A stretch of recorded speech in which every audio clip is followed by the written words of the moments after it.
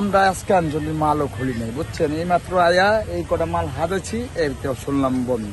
আমি আজকে থেকে আসছি, কিন্তু আসার পরে যে আপনার আসার পর একটু দোকানটা খুলছি, এই যে খাবারগুলো বানাইছি, এখন এসে বলতেছে বন্ধ।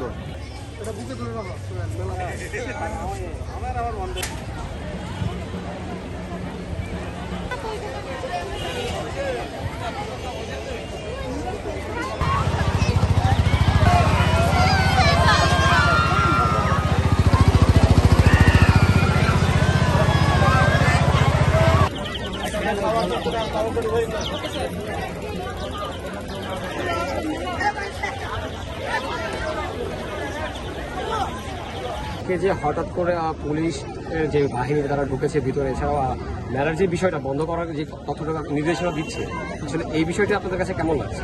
কিভাবে অবশ্যই এটা একটা ভীতিজনক কথা, যেহেতু হঠাৎ করে অনেকে আসছে, অনেকে আশা ঘুরে আসছে, যেখানে আনন্দ করবে এবং বিভিন্ন জন ঘুরতে আসছে, বা তাদের হঠাৎ করে তাদেরকে বলছে যে না সমস্ত কিছু বন্ধ করে দেওয়া হইতেছে, এবং সবাই বলতেছে মন খারাপ করে মাথা চলে যেতে। তো বিষয়টা মানুষের মনে তো অবশ্যই একটা খারাপ লাগা তো কাজ করবো অবশ্যই।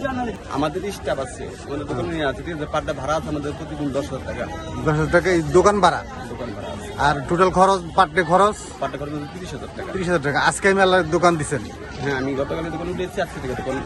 আচ্ছা, হঠাৎ করে যে মেলা বাংলো, হ্যাঁ, কর্তৃপক্ষের সিদ্ধান্ত বা পুলিশ সিদ্ধান্ত, এতে আপনার প্রতিক্রিয়া কি? আসলে আপনি কি লস? হ্যাঁ, তো মনে হয় আমার যে পুঁজি খাটাইছি বা যে স্টাফ নিয়ে আসছি ভাই, এতে আমার মনে হয় প্রায় 1.5 থেকে 2 লক্ষ টাকা খরচ হচ্ছে। সিটি কর্পোরেশন থেকে যে অনুমোদন দেওয়া হয়েছে যে মেলা এটার সম্বন্ধে ভাই আমরা বলতে পারতেছি না। এই যে ব্যবসায় যে লস হচ্ছে বা এই আমরা তো লসের পাল্লাই আছি। এখন অনেক টাকা মাল আনছি, এখন এই মাল থেকে যাবে যদি মেলা না হয়। আর একটা ঈদ উপলক্ষে তো সাধারণত সব জায়গায় একটু মেলা টেলা হয়।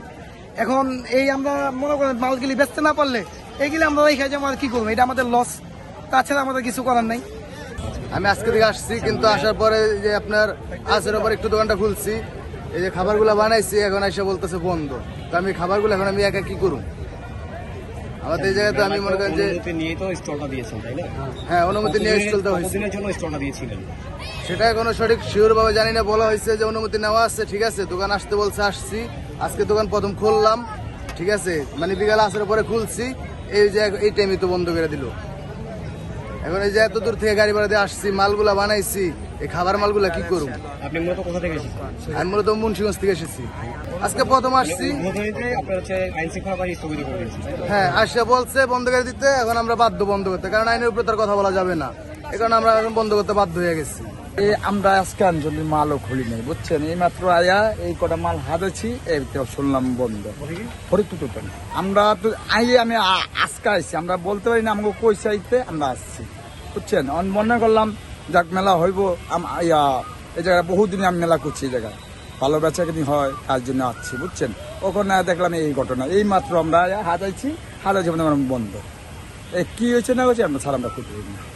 আসলে আমাদের যে গ্যান্ডারিয়া দুধখোলা, এটা হলো ঐতিহ্যবাহী মেলা।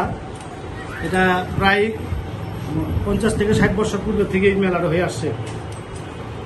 আমরা বিগত দিনে এই মাঠ সংস্কারের জন্য এখানে মেলা হতো না, যেহেতু মাঠের সংস্কার হয়ে গেছে, আমরা এবারই ঈদ এবং পয়লা বৈশাখ উপলক্ষে ইস্টার্ন ক্লাব কর্তৃক আয়োজিত আমরা এই মেলাটা শুরু করছি। যাই হোক, মেলাটা শুরু হয়েছে, আমরা ইতিমধ্যে আমরা ওই আমাদের এই যে অনুমোদন, এটা সিটি কর্পোরেশন কর্তৃক পুলিশের, এটা অফিসিয়াল বন্ধ ছিল কারণে আমরা হাতে পাইনি, এটি আমাদের দোষ।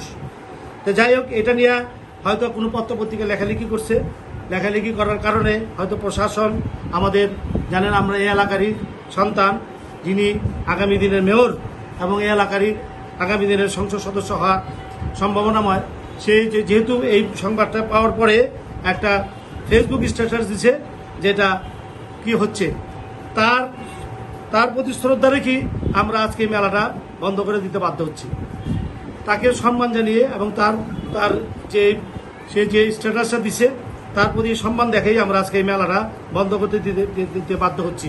মেলা মূলত আসলে এখানে ওইভাবে চালুই হয় নাই, সিটি কর্পোরেশনের অনুমোদন না থাকার কারণে মেলাটা হতে পারে না।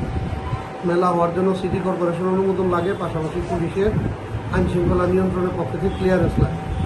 সিটি কর্পোরেশনের অনুমোদন না থাকার কারণেই মেলাটা আয়োজন করা সম্ভব।